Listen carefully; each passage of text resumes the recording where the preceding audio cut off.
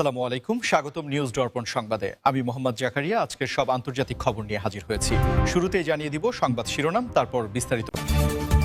তৃতীয় বিশ্বযুদ্ধের আশঙ্কা বিস্ফোরিত হওয়ার কারণ, শীতল এআই ভিডিওতে দেখা যাচ্ছে রাশিয়ার ড্রোন হামলায় ইউরোপকে ধ্বংস করছে। রাশিয়া ইরান সামরিক মৈত্রী, পশ্চিমাদের জন্য মরার ওপর খাঁড়ার ঘা। নাইজেরিয়ায় বন্দুকধারীদের গুলিতে নিহত ৩২। যুক্তরাষ্ট্রে বিশ্ববিদ্যালয়ের ছাত্রাবাসে বন্দুক হামলায় নিহত ২। ট্রাম্পের বোর্ড অফ পিসে যোগ দিচ্ছে সৌদি আরব, তুরস্ক, মিশর সহ আরও ৭ দেশ। আসসালামু আলাইকুম, স্বাগতম জানাচ্ছি নিউজ দর্পণ সংবাদে। আমি মোহাম্মদ জাকারিয়া। এতক্ষণ শুনছিলেন সংবাদ শিরোনাম, এবার বিস্তারিত। তৃতীয় বিশ্বযুদ্ধের আশঙ্কা এবং ইউরোপের নিরাপত্তা নিয়ে বর্তমানে আন্তর্জাতিক মহলে যে অস্থিরতা বিরাজ করছে তার নতুন এক মাত্রা যোগ করেছে সম্প্রতি ছড়িয়ে পড়া একটি কৃত্রিম বুদ্ধিমত্তা বা এআই জেনারেটেড ভিডিও, যা মুহূর্তের মধ্যে সামাজিক যোগাযোগ মাধ্যমগুলোতে ভাইরাল হয়ে পড়েছে এবং জনমনে তৈরি করেছে চরম আতঙ্ক। এই ভিডিওটিতে দেখা যাচ্ছে রাশিয়ার অত্যাধুনিক ড্রোন প্রযুক্তির মাধ্যমে ইউরোপের গুরুত্বপূর্ণ শহরগুলোতে কাল্পনিক হামলার দৃশ্য, যা এতটাই বাস্তবসম্মত যে সাধারণ মানুষের পক্ষে এটি আসল না নকল তা বোঝা প্রায় অসম্ভব হয়ে দাঁড়িয়েছে। ভিডিওটির ভিজুয়াল গ্রাফিক্স এবং সাউন্ড ইফেক্ট এমনভাবে তৈরি করা হয়েছে যা দর্শকদের মনে তৃতীয় বিশ্বযুদ্ধের একটি ভয়াবহ চিত্র গেঁথে দিচ্ছে, যেখানে দেখানো হয়েছে কিভাবে আকাশপথে ঝাঁকে ঝাঁকে ড্রোন ইউরোপের আকাশসীমা লঙ্ঘন করছে এবং বড় বড় স্থাপনাগুলোকে লক্ষ্যবস্তু বানাচ্ছে। প্রযুক্তি বিশেষজ্ঞরা বলছেন এটি আধুনিক হাইব্রিড যুদ্ধের একটি অংশ, যাকে বলা হয় সাইকোলজিক্যাল ওয়ারফেয়ার বা মনস্তাত্ত্বিক যুদ্ধ, যার মূল লক্ষ্য হল প্রতিপক্ষ দেশের নাগরিকদের মনে ভীতি সঞ্চার করা এবং সরকারের ওপর চাপ সৃষ্টি করা। শীতল যুদ্ধের সময় যেমন প্রোপাগান্ডা ছড়ানো হতো পোস্টার বা রেডিওর মাধ্যমে, একবিংশ শতাব্দীতে এসে সেই জায়গা দখল করেছে এআই এবং ডিপফেক প্রযুক্তি। এই ভিডিওটি ছড়িয়ে পড়ার পর ইউরোপের বিভিন্ন দেশের নিরাপত্তা বিশ্লেষকরা নড়েচড়ে বসেছেন এবং তারা আশঙ্কা করছেন যে ভবিষ্যতে কোনো বড় সংঘাত শুরু হওয়ার আগেই সাইবার স্পেসে এই ধরনের কন্টেন্ট ছড়িয়ে দিয়ে প্রতিপক্ষের মনোবল ভেঙে দেওয়ার চেষ্টা করা হবে। সাধারণ দর্শকরা যখন তাদের স্মার্টফোনের পর্দায় এমন ধ্বংসযজ্ঞের দৃশ্য দেখছেন, তখন স্বাভাবিকভাবেই তাদের মনে প্রশ্ন জাগছে যে সত্যিই কি বিশ্ব আরেকটি মহাযুদ্ধের দ্বারপ্রান্তে দাঁড়িয়ে আছে। ভিডিওটিতে ব্যবহৃত কাল্পনিক দৃশ্যপটগুলো এমনভাবে সাজানো হয়েছে যা বর্তমান ভূ-রাজনৈতিক উত্তেজনার সাথে মিলে যায়। বিশেষ করে ইউক্রেন রাশিয়া সংঘাতের প্রেক্ষাপটে এটি আরও বেশি বিশ্বাসযোগ্য হয়ে উঠেছে। তবে সাইবার নিরাপত্তা বিশেষজ্ঞরা রাশিয়া এবং ইরানের মধ্যে গড়ে ওঠা নতুন সামরিক মৈত্রী বর্তমান বিশ্ব রাজনীতির দাবাবোর্ডে পশ্চিমাদের জন্য বাস্তবিক অর্থেই মরার উপর খাড়ার ঘা হিসাবে আবির্ভূত হয়েছে। কারণ এই দুই দেশের ঘনিষ্ঠতা শুধুমাত্র আঞ্চলিক নয়, বরং বৈশ্বিক ক্ষমতার ভারসাম্যকে চ্যালেঞ্জ করছে। দীর্ঘদিনের মার্কিন ও পশ্চিমা নিষেধাজ্ঞার কবলে থাকা এই দুটি দেশ এখন একে অপরের উপর নির্ভর করে এমন একটি শক্তিশালী জোট তৈরি করছে, যা ন্যাটো এবং তার মিত্রদের কপালে চিন্তার ভাঁজ ফেলেছে। আন্তর্জাতিক সম্পর্ক বিশ্লেষকরা বলছেন রাশিয়া এবং ইরানের এই সখ্যতা হঠাৎ করে তৈরি হয়নি, বরং এটি দীর্ঘদিনের কৌশলগত প্রয়োজনের ফসল, যেখানে মস্কোর প্রয়োজন ড্রোন ও মিসাইল প্রযুক্তি এবং তেহরানের প্রয়োজন আধুনিক যুদ্ধবিমান ও আকাশ প্রতিরক্ষা ব্যবস্থা। ইউক্রেন যুদ্ধে রাশিয়ার সামরিক সরঞ্জামের ঘাটতি পূরণে ইরানের তৈরি শাহেদ ড্রোন গেম চেঞ্জার হিসাবে কাজ করেছে এবং এর বিনিময়ে রাশিয়া ইরানকে সুখোই 35 যুদ্ধবিমানের মতো অ্যাডভান্সড টেকনোলজি সরবরাহ করার প্রতিশ্রুতি দিয়েছে বলে বিভিন্ন গোয়েন্দা প্রতিবেদনে উঠে এসেছে। এই বিষয়টি পশ্চিমাদের জন্য একটি বড় মাথাব্যথার কারণ হয়ে দাঁড়িয়েছে, কারণ তারা একদিকে ইউক্রেনকে সহায়তা দিয়ে রাশিয়াকে দুর্বল করার চেষ্টা করছে, অন্যদিকে মধ্যপ্রাচ্যে ইরানের প্রভাব কমানোর চেষ্টা করছে। কিন্তু এই দুই দেশ যখন একত্রিত হয়ে সামরিক ও অর্থনৈতিক সহযোগিতা বাড়াচ্ছে, তখন পশ্চিমাদের নিষেধাজ্ঞার কৌশল কার্যত ব্যর্থ হওয়ার উপক্রম হয়েছে।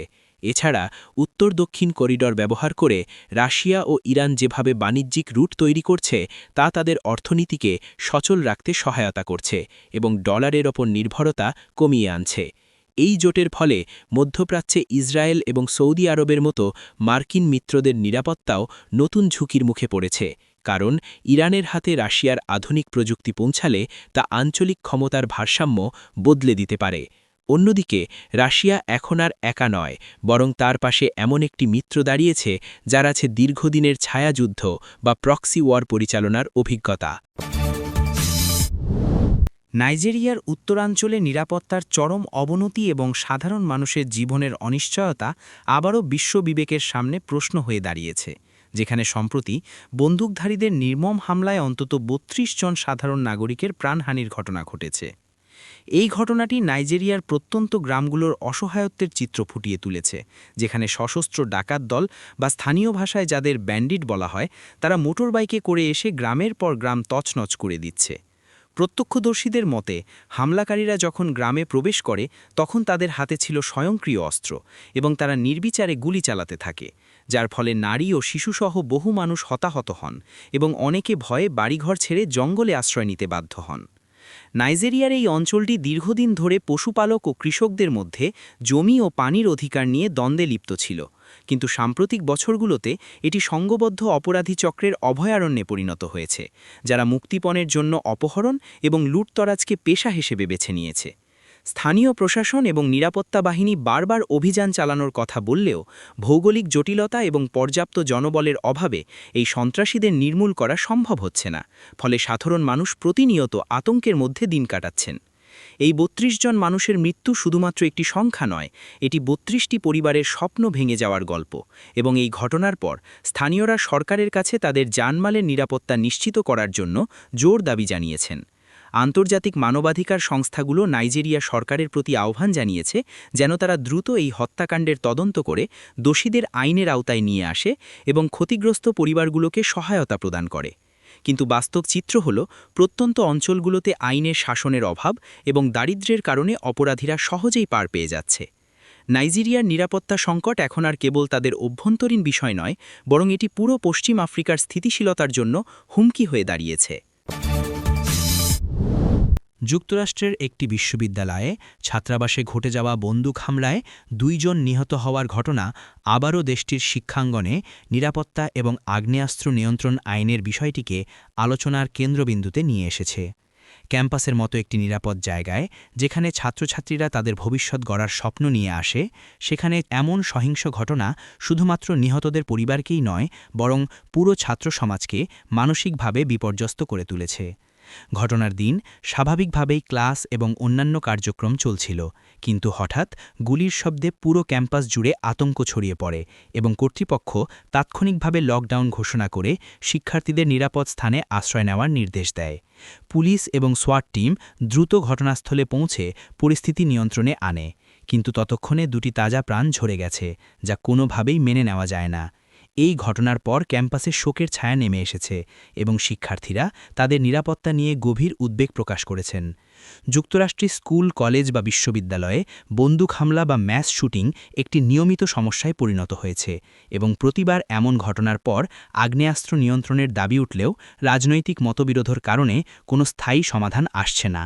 তদন্তকারীরা এখন খতিয়ে দেখছেন যে হামলাকারী কিভাবে ক্যাম্পাসে অস্ত্র নিয়ে প্রবেশ করতে সক্ষম হল এবং এর পেছনে কোনো ব্যক্তিগত আক্রোশ বা মানসিক সমস্যা কাজ করেছে কিনা। নিহতদের পরিচয় গোপন রাখা হলেও জানা গেছে তারা বিশ্ববিদ্যালয়ের শিক্ষার্থী ছিলেন এবং তাদের পরিবারকে এই দুঃসংবাদ জানানো হয়েছে। অভিভাবকরা তাদের সন্তানদের নিরাপত্তা নিয়ে শঙ্কিত এবং তারা বিশ্ববিদ্যালয় কর্তৃপক্ষের কাছে আরও কঠোর নিরাপত্তা ব্যবস্থা গ্রহণের দাবি জানিয়েছেন। এই ঘটনা আমাদের মনে করিয়ে দেয় যে মানসিক স্বাস্থ্য এবং সামাজিক অস্থিরতা কিভাবে তরুণ প্রজন্মের ওপর প্রভাব ফেলছে। মার্কিন প্রেসিডেন্ট ডোনাল্ড ট্রাম্প তার নিজস্ব পরিকল্পনা এবং কূটনৈতিক চমক দেখানোর জন্য সবসময়ই পরিচিত, আর এবার তিনি বিশ্ব রাজনীতিতে নতুন আলোচনার জন্ম দিয়েছেন তার প্রস্তাবিত বোর্ড অফ পিস বা শান্তি পরিষদ গঠনের উদ্যোগ নিয়ে, যেখানে সৌদি আরব, তুরস্ক এবং মিশরের মতো শক্তিশালী দেশগুলোর পাশাপাশি আরও 7টি দেশ যোগ দিচ্ছে বলে খবর পাওয়া গেছে। এই উদ্যোগটি মূলত মধ্যপ্রাচ্য এবং তার আশেপাশের অঞ্চলে দীর্ঘস্থায়ী সংঘাত নিরসন এবং অর্থনৈতিক স্থিতিশীলতা ফিরিয়ে আনার লক্ষ্যে গ্রহণ করা হয়েছে বলে ট্রাম্পের ঘনিষ্ঠ সূত্রগুলো দাবি করছে। সৌদি আরব, তুরস্ক এবং মিশর এই তিনটি দেশই মুসলিম বিশ্বের অত্যন্ত প্রভাবশালী রাষ্ট্র এবং তাদের এক ছাতার নিচে নিয়ে আসা নিঃসন্দেহে একটি বড় কূটনৈতিক চ্যালেঞ্জ এবং সাফল্য। বিশ্লেষকরা মনে করছেন ট্রাম্প যদি আবারও ক্ষমতায় আসেন বা তার রাজনৈতিক প্রভাব খাটিয়ে এই জোটকে কার্যকর করতে পারেন, তবে তা বর্তমান বিশ্ব ব্যবস্থার সমীকরণ বদলে দিতে পারে। এই বোর্ড অফ পিসের মূল এজেন্ডা হতে পারে সন্ত্রাসবাদ দমন, আঞ্চলিক বাণিজ্য বৃদ্ধি এবং ইরান ও ইসরায়েল ইস্যুতে একটি ভারসাম্যপূর্ণ অবস্থান তৈরি করা। বিশেষ করে তুরস্কের ন্যাটো সদস্যপদ, সৌদি আরবের তেলের বাজার নিয়ন্ত্রণ এবং মিশরের সুয়েজ খালের কৌশলগত গুরুত্ব সব মিলিয়ে এই জোটটি ভূ-রাজনীতিতে একটি শক্তিশালী ব্লকে পরিণত হতে পারে। তবে সমালোচকরা বলছেন এই দেশগুলোর নিজেদের মধ্যেও অনেক মতভেদ ও স্বার্থের দ্বন্দ্ব রয়েছে, তাই তাদেরকে দীর্ঘমেয়াদে একই টেবিলে বসিয়ে রাখা কতটা সম্ভব হবে তা নিয়ে সংশয় রয়েছে। এছাড়া এই জোটে অন্য যে 7টি দেশ যোগ দিচ্ছে তাদের নাম এখনও আনুষ্ঠানিকভাবে ঘোষণা না করা হলেও ধারণা করা হচ্ছে এতে উপসাগরীয় এবং উত্তর আফ্রিকার দেশগুলোর প্রাধান্য থাকবে। ট্রাম্পের এই উদ্যোগকে অনেকে তার আমেরিকা ফার্স্ট নীতির বাইরে গিয়ে আন্তর্জাতিক পরিমণ্ডলে নিজের লেগাসি তৈরির চেষ্টা হিসেবে দেখছেন।